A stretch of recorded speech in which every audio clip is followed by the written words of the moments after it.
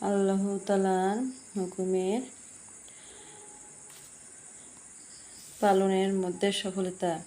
Hello everyone, আসসালামু আলাইকুম। আমি রোকেয়া। আমি একটা হাদিস বলবো, আপনাদের যদি ভালো লাগে সবাই একটা শেয়ার, একটা লাইক করবেন, আমার ভিডিওটা সাবস্ক্রাইব করবেন। বেশি কথায় যাব না, আমি হাদিসটা শুরু করি। ভুল হলে আপনারা জানাবেন। আল্লাহ তাআলার সুবহানা সত্য সরাসরি হয়তো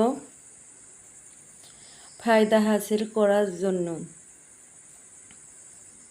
জন্য দূরভাবে এই কথা বিশ্বাস করা যে দুনিয়া ও আখিরাতে সব প্রকার সফলতা আল্লাহ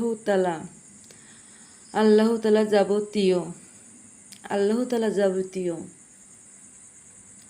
হুকুমের হযরত মুহাম্মদ সাল্লাল্লাহু আলাইহি সাল্লামের তরিকায় পালন করার মধ্যে নিয়ত করিয়েছেন।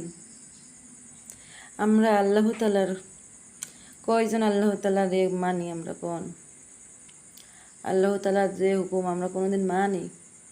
কত লোক মানে না। আর একটা হাদিস শোনাই, এটাও শোনেন আপনারা। আর একটা হাদিস আমি বলি, শোনেন। আল্লাহ তাআলার ইরশাদ, এবং কোন নামে পুরুষ ও মুমিনের মহিলার জন্য এই সুযোগ নাই যে এখন আল্লাহ তাআলা রাসূল সাল্লাল্লাহু আলাইহি সাল্লামের কোন কাজে হুকুম দিয়ে দেন, তখন তাদের নিজেদের কাজে ব্যাপারে তাদের কোন অধিকার বাকি থাকিবে? কোন অধিকার বাকি থাকিবে বলেন তো আপনারা? আমি তো হাদিস পড়ে, আমরা হাদিসের উত্তর সহ জানাবেন আমারে।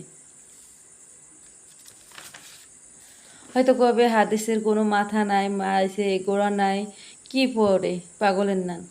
এটা হাদিসের বই, আপনাদের সাথে আমি শেয়ার করব পরবর্তী ভিডিওতে সব শেয়ার করব।